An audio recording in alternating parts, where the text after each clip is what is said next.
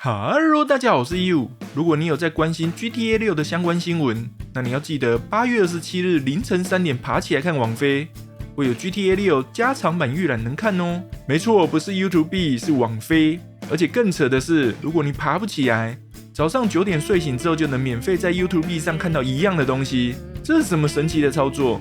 我們馬上來看看。今天想聊的還不止這個，明天剛好還有 Take-Two 的電話會議。這兩件事湊在一起，時間點真的很巧。我們等等也會聊到這個。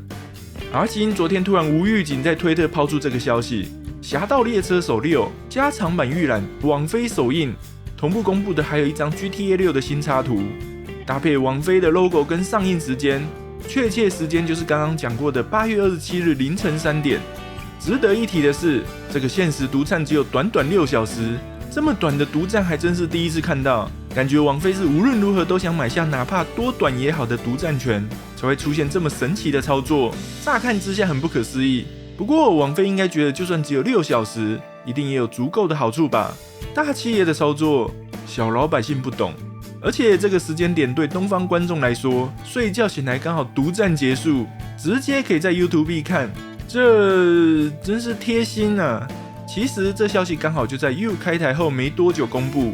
老實說，當下反應是很困惑，因為這個不就是預告片的預告嗎？加長版預覽又是什麼意思？這是預告片3嗎？我覺得不是，因為你總要有個原本的東西才能加長吧。換句話說，這個加長版預覽能加長的東西，很可能就是預告片1或2的延伸。這先放一邊不管的話，雖然這是預告的預告，但恐怕也代表8月27日之前不會出預告片3了。不然這裡就應該宣傳預告片3才對。考慮到很少產品會自己打自己，預告片3怎麼看都是9月之後的事。不過 GTA 6不是11月19日出嗎？這樣時間真的來得及嗎？會不會11月19日大家開開心心打 GTA 6， 11月20日出第3支預告片，最後寫 Play Now？ 可能性不是零。不過後來實況結束後又想了一下，如果這個加長版預覽真的很長，比方說長達30分鐘甚至以上的話，其實意外地很值得期待嗎？因為我們看預告片的目的，其實就是想看看實機畫面。就算出預告片3，大概也是很緊湊的過場動畫合集，雖然也很不錯，但實話說，如果是實機畫面，那又更好了，可以更準確評估我們到底能在遊戲玩到什麼。30分鐘能有哪些內容呢？全過場動畫是不可能的，30分鐘的過場動畫都能把劇情捏爆了吧？在我預想之中，大概有2種類型。方向一，幕後訪談，像是訪談製作人員，講一些製作花絮，搭配一些製作中的遊戲畫面，展示 GTA 6的特色或採用的新技術之類，或是配音、動作捕捉的過程。不過我個人覺得這不太適合目前的 GTA 6，因為遊戲內容要講什麼都還不清楚，出這種深度訪談會不會有點超前？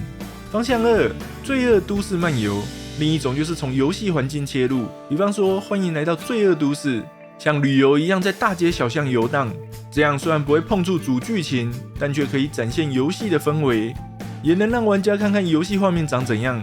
而且既然是加長版預覽，也可以是把預告片1跟2的內容延長，把原本的過場動畫一路延伸到遊戲畫面，再操作人物在罪惡都市內閒逛，跟 NPC 互動，遭遇一些隨機事件之類的。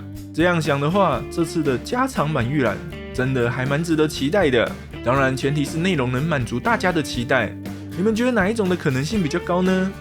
值得一提的是，這個消息是8月6日公布的，而8月7日就是 Take-Two 的電話會議。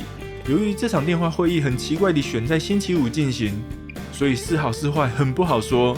因為隔天就是股市休市，通常被認為是想發出壞消息，再讓市場冷靜2天的舉動。不過值得慶幸的是，至少時間選在盤前而不是盤後，盤前市場還有時間做交易跟震盪，所以反過來說，是好消息的可能性也不小。今天的加長版預覽跟電話會議只差了1天，這一定是計劃好的行程，但究竟最後會怎麼發酵，真的是很令人好奇。大家對這一次加長版預覽有什麼看法呢？是訪談花絮，還是罪惡都市漫遊，或是還有什麼其他可能性？歡迎大家在底下留言一起討論，也別忘了訂閱加小鈴鐺，才能第一時間收到影片通知哦。那我們今天就到這裡了，下次再會。